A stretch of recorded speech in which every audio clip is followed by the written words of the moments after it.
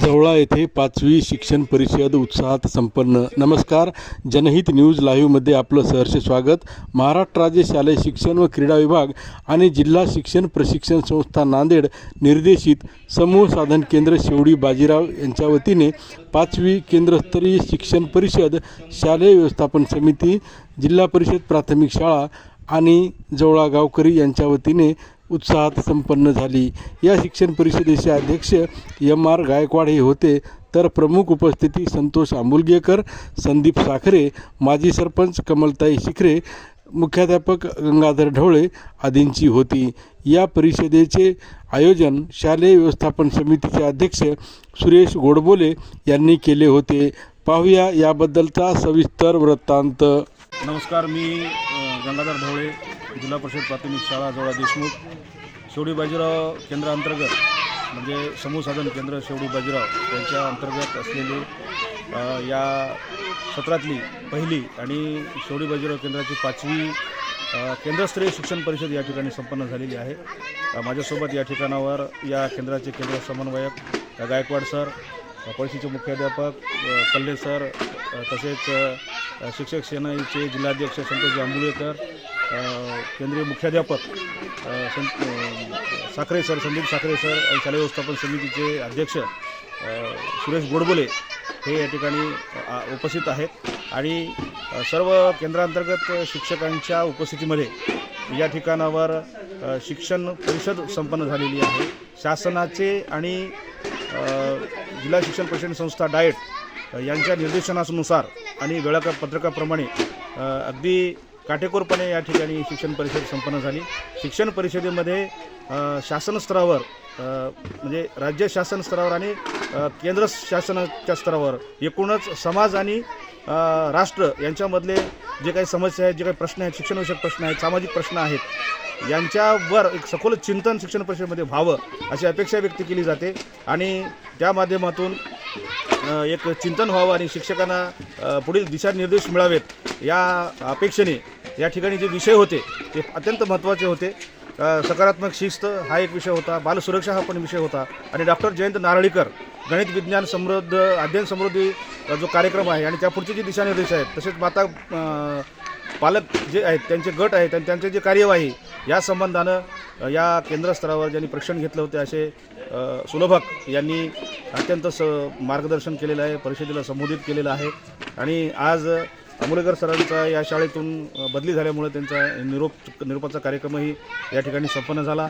आणि या ठिकाणावर या शाळेने आतापर्यंत जे उपक्रम राबवलेले आहेत त्या उपक्रमांची प्रदर्शनी होती, त्या प्रदर्शनीचं सुद्धा उद्घाटन या ठिकाणावर झालं. अत्यंत सुंदर गीतं आणि सादर करून आणि स्वागत गीतं सादर करून विद्यार्थ्यांनी याच्यामध्ये सहभाग घेतला आणि गावकऱ्यांचा फार मोठा आधार आणि सहभाग या ठिकाणी लाभलेला आहे. आणि ही परिषद अत्यंत यशस्वी झालेली आहे असं मी या ठिकाणी ठामपणे सांगू इच्छितो, व्यक्त करतो आणि सर्वांचे आभार मानतो. धन्यवाद.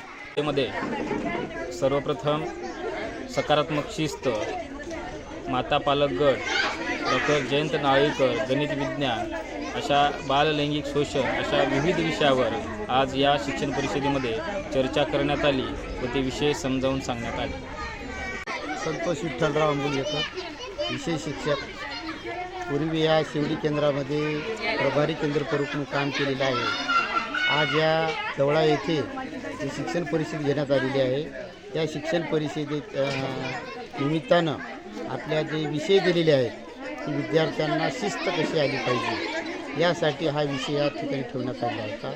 त्याचबरोबर बालहक्क आहे, बाल संरक्षण आहे, त्यानंतर निपुण महाराष्ट्र असे 3 विषयावर या ठिकाणी चर्चासत्र ठेवण्यात आलेलं होतं. या ठिकाणी सुरुवातीला या शाळेचे मुख्याध्यापक ढवळे सर यांनी जे शाळेमध्ये उपक्रम घेतात, जे चिमण्यांसाठी पाण्याचे आहे, विज्ञान प्रदर्शन असेल किंवा पर्यावरणाचं असेल, सहलीचं असेल, अशा विविध जे उपक्रम घेतलेले आहेत त्याचं प्रदर्शन या ठिकाणी मांडलं. त्याबद्दल त्यांचं मनपूर्वक या ठिकाणी आभार मानतो. आणि जे शिक्षण परिषद आहे त्याच्यामध्ये एवढंच आहे की विद्यार्थ्यांमध्ये शासनाच्या काही अपेक्षा अशा आहेत की विद्यार्थ्यांमध्ये शिस्तपणा आलेला पाहिजे. शिस्तपणा आहे पण कुठंतरी काही गोष्टी निदर्शनात दिसून आलेल्या आहेत शासनाला. म्हणून त्या शिक्षण परिषदेमध्ये जे सुलभक असतात, प्रत्येकांना विषय दिलेले असतात, त्या विषयावर त्यांनी परिपूर्ण ट्रेनिंग घेतलेली असतात आणि त्यांनी इथं येऊन या ठिकाणी मार्गदर्शन करतात. जे आज बाल हक्क विषय असेल, बाल संरक्षणबाबत असेल, त्यांनी सखोल असं या ठिकाणी मार्गदर्शन केलेलं आहे आणि सर्व शिक्षक या ठिकाणी जो ते ज्ञान दिलेले आहे, जो विषय घेतलेला आहे, त्याचा मात्र नक्कीच त्यांनी परिपूर्णपणे शाळेवर जाऊन ते अनुकरण करणार आहे. निपुण महाराष्ट्र जो आहे, विद्यार्थ्यांना 100% विद्यार्थ्यामध्ये गुणवत्ता आली पाहिजे, ही केंद्र शासनाची जी योजना आहे त्या योजनेचा आता शेवटचा टप्पा आता या ठिकाणी आलेला आहे. शासनाच्या काय अपेक्षा होत्या, कोरोनाच्या काळात विद्यार्थी शाळेत येत नव्हते, त्या काळातील विद्यार्थ्यांना शाळेत न आल्यामुळं बरेचसे मुलं अभ्यासामध्ये कमी होते.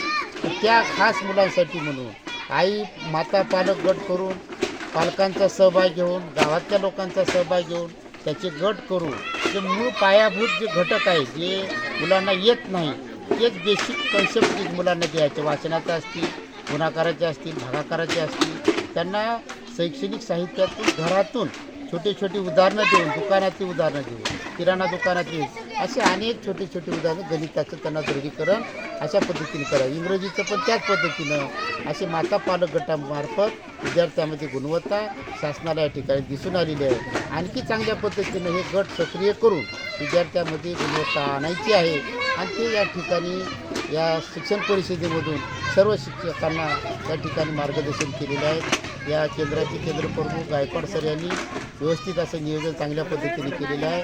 नक्कीच या येणाऱ्या काळामध्ये विद्यार्थ्यामध्ये स्वयंशिस्तीचे धडे 100% विद्यार्थ्यामध्ये येतील आणि मुलं येणाऱ्या काळात नक्कीच प्रगती चांगल्या पद्धतीने करतील आणि त्यांच्यामध्ये इष्टतो परिवर्तन बदल हा दिसेल.